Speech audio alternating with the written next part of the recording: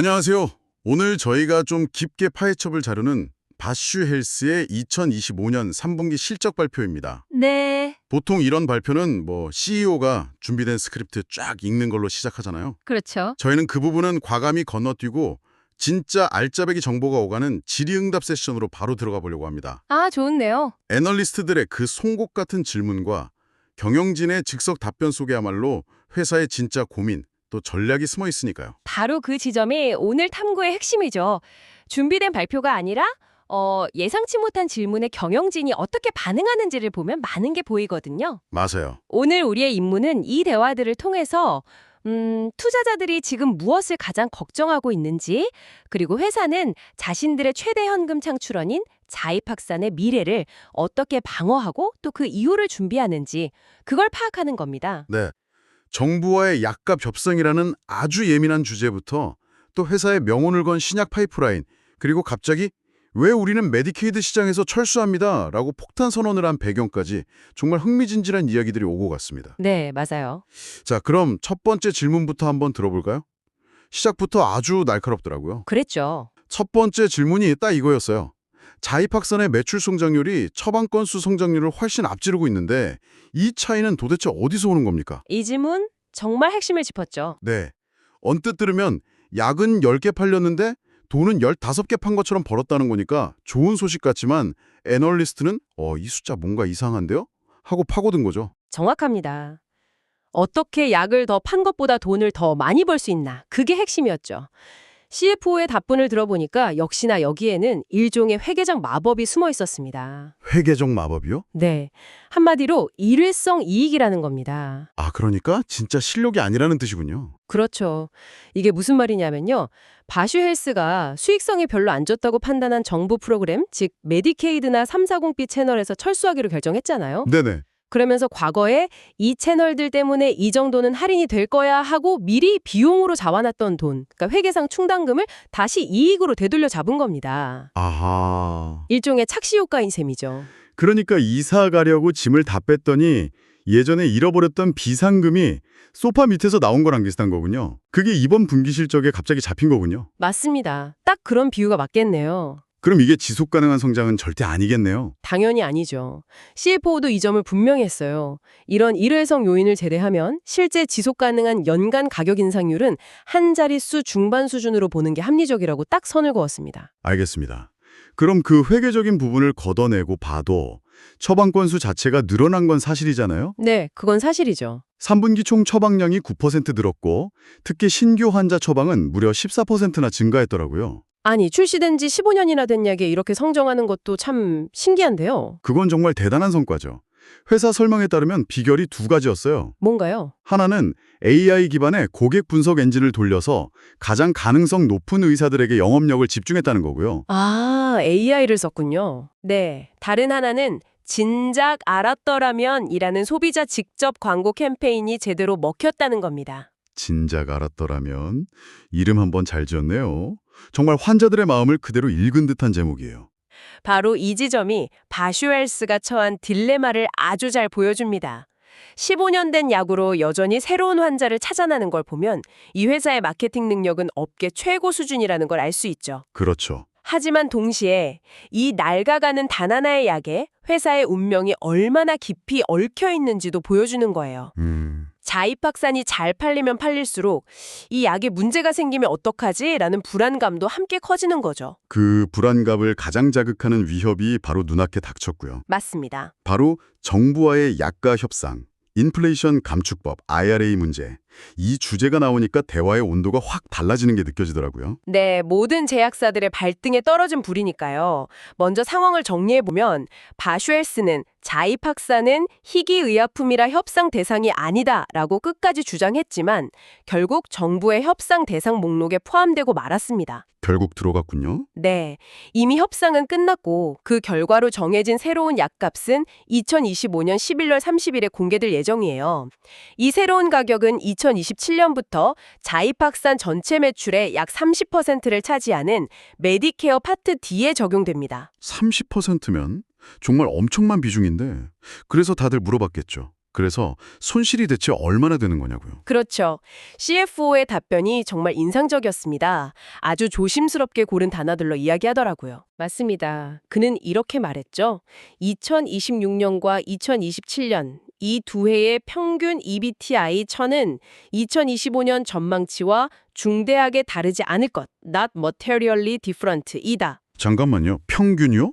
거기서 평균이라는 단어를 썼다는 게 핵심 같네요. 네네. 마치 두 과목 시험을 봤는데 하나는 50점 맞고 다른 하나는 100점 맞아서 평균 75점이라 괜찮습니다.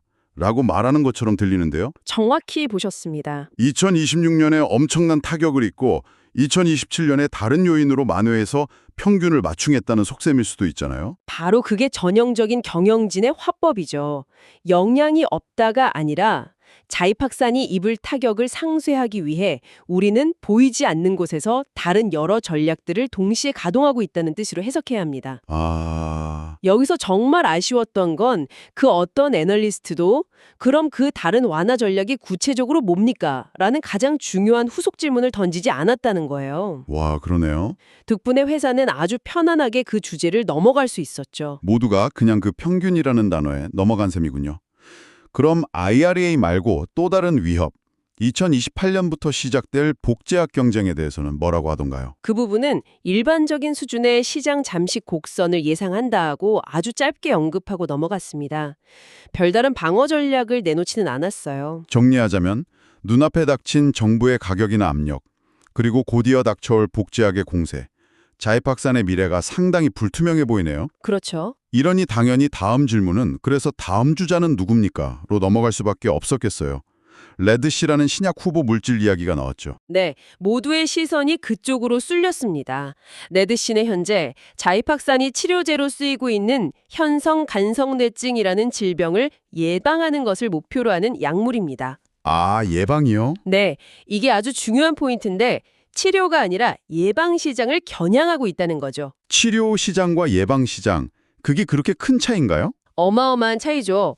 회사 측이 제시한 숫자를 보면 바로 이해가 갑니다. 어떤데요? 이미 간성뇌증을 경험해서 치료가 필요한 미국 환자는 약 65만 명인데 아직 발병하진 않았지만 간경변 등으로 인해 발병 위험이 있는 잠재적 환자, 즉 예방이 필요한 사람은 190만 명에 달한다고 해요. 와, 190만 명이요? 시장 크기가 거의 3배에 달하는 겁니다. 완전히 새로운 시장을 창출하겠다는 야심찬 계획인 거죠. 와, 3배라니 이건 정말 성공만 한다면 회사의 규모를 한 단계 더 키울 수 있는 게임 체인저가 될 수도 있겠네요. 지금 임상은 어디까지 진행됐나요? 현재 2개의 대규모 글로벌 3상 임상 시험이 환자 등록을 모두 마쳤고요. 2026년 초에 2시험의 결과를 동시에 발표할 예정이라고 합니다. 이제 정말 운명의 시간이 다가오고 있는 거군요. 네, 맞습니다. 그래서 한 애널리스트가 아주 좋은 질문을 했더라고요. 좋습니다. 그럼 그 임상의 성공, 이란, 구체적으로 뭘 의미하는 겁니까? 단순히 통계적으로 유의미한 결과를 넘어서 뭘 보여줘야 하냐는 거죠. 아주 예리한 질문이었죠. 경영진의 답변도 흥미로웠습니다. 1차 평가 지표를 달성하는 것이라는 교과서적인 답변을 하지 않았어요. 그럼 뭐라고 했나요? 대신 1차 지표는 물론이고 모든 원인에 의한 사망률 감소와 같은 매우 중요한 2차 평가 지표들도 함께 봐야 한다고 답했습니다. 아, 그 말의 의미는 단순히 증상이 조금 나아졌어요 수준으로는 안 된다는 거군요. 바로 그거죠. 이 약을 먹었더니 환자들이 덜 죽더라 같은 아주 강력하고 직접적인 데이터를 보여줘야만 의사들이 비싼 돈을 내고 이 예방약을 처방할 거라는 걸 스스로도 알고 있다는 뜻이네요. 바로 그겁니다. 의사와 환자 그리고 보험사까지 모두를 설득하려면 압도적인 데이터가 필요하다는 걸 인정한 셈이죠. 바슈헬스의 미래는 2026년 초에 발표돼 이 레드씨의 데이터가 얼마나 강력할지에 달려있다고 해도 과언이 아닙니다. 자, 그럼 이 두 가지 큰 이야기, 즉 현재의 자입학산과 미래의 레드씨 말고도 질의응답을 통해 엿볼 수 있었던 회사의 속사정들이 몇 가지 더 있었죠? 네네. 회사의 재무 전략이나 운영 방식을 알 수 있는 단서들이요. 네, 몇 가지 중요한 포인트들이 있었습니다. 우선 실적 가이던스인데요. 3분기 실적이 아주 좋았는데도 연간 전체 실적 전망치는 아주 찔끔 올렸어요. 왜 이렇게 보수적이냐는 질문이 나왔겠네요. 네, 나왔죠. 아까 이야기했던 그 회계적 마법 때문이겠군요. 맞습니다. CFO가 3분기의 이익은 대부분 일회성 요인 때문이니 앞으로도 이럴 거라고 기대하지 마세요라고 시장에 분명한 신호를 준 겁니다. 괜한 기대감을 심어주지 않겠다는 거군요. 그렇죠. 재무 모델을 만드는 투자자들한테는 아주 중요한 정보가 될 수 있는 판매 관리비에 대한 질문도 있었어요. 3분기 판매 관리비가 이례적으로 낮았는데 이것도 혹시? 또 단 일회성 회계 조정이었습니다. 아, 또요? 네. 과거에 잡아두었던 충당 부채를 일부 되돌리면서 비용이 줄어든 것처럼 보인 거죠. 그래서 앞으로 비용을 예측할 때는 이례적으로 낮았던 3분기 말고 상반기 평균 수준을 정상적인 기준으로 삼으라고 명확히 선을 그어줬습니다. 이 부분은 꽤 투명하게 정보를 공개했다고 볼 수 있네요. 네, 그렇습니다. 그리고 제가 가장 놀랐던 결정, 바로 메디케이드와 340P 채널에서 철수하겠다는 결정에 대한 질문도 나왔어요. 아니, 정부가 운영하는 그 거대한 시장을 왜 제 발로 걸어 나옵니까? 회사 측의 설명은 영업 채널 최적화의 일환이라는 거였습니다. 최적화요. 네. 그리고 자체적으로 운영하는 환자 지원 프로그램을 통해서 오히려 환자 경험을 향상시킬 수 있다고 주장하더라고요. 환자 경험을 향상시킨다고요? 정부 프로그램을 통하는 것보다요? 네, 예를 들어 메디케이드를 통하면 환자들이 보통 한 번에 30일치 약만 받을 수 있는데 바슈헬스의 자체 프로그램을 이용하면 자격이 되는 환자들은 본인 부담금 하나도 없이 한 번에 90일치 약을 집으로 배송받을 수 있다는 점을 장점으로 내세웠습니다. 환자 입장에서는 확실히 편하겠네요. 그렇죠. 하지만 회사 입장에서는 환자 데이터를 직접 관리하고 유통 과정을 완전히 통제할 수 있게 된다는 더 큰 그림이 있는 거겠죠? 그럴 가능성이 매우 높죠. 뭐랄까 환자 중심주의라는 이름으로 포장했지만 본질은 비즈니스에 대한 통제권을 되찾아오려는 아주 과감한 전략적 움직임으로 보입니다. 마지막으로 자본 배분, 즉 번 돈을 어디에 쓸 거냐는 질문이 나왔습니다. 이건 회사의 최우선 순위가 뭔지 보여주는 가장 확실한 지표죠? 그렇습니다. CFO는 주저없이 말했어요. 최우선 순위는 부채 상환 및 관리라고요. 부채 상환이요. 네, 두 번째가 사업 재투자고 배당이나 자사주내액 같은 주주 환원은 사실상 가장 마지막 순위라고 못 박았습니다. 회사가 지금 얼마나 부채 문제에 심각하게 집중하고 있는지 알 수 있는 대목이네요. 그럼 그 막대한 부채를 갚을 돈은 어디서 마련한답니까? 가장 유력한 방법으로 자회사인 바슈롬의 지분을 추가로 매각할 가능성을 아주 강하게 시사했습니다. 아, 바슈롬이요? 네, 사실상 우리의 현금 인출기는 바슈롬이 될 겁니다라고 시장에 공표한 셈입니다. 자, 오늘 바슈헬스의 실적 발표 질의응답 세션을 깊게 파헤쳐봤는데요. 전체 그림을 다시 한번 정리해보면 이렇군요.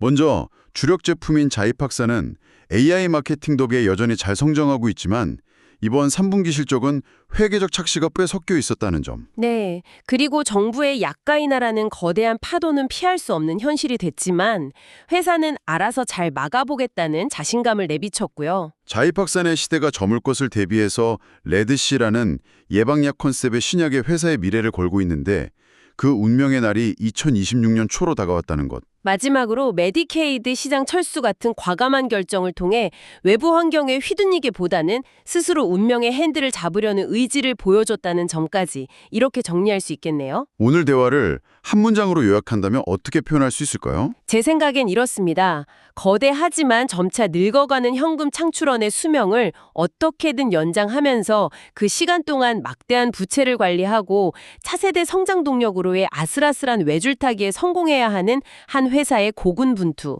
와, 정말 딱 맞는 요약이네요. AI 마케팅부터 메디케이드 철수, 미래 실적에 대한 신중한 발언까지 모든 것이 결국 이 절박한 균형 잡기의 일부라고 볼 수 있겠습니다. 오늘 이야기를 마무리하면서 저는 이 메디케이드 철수 결정이 계속 머릿속에 맴도네요.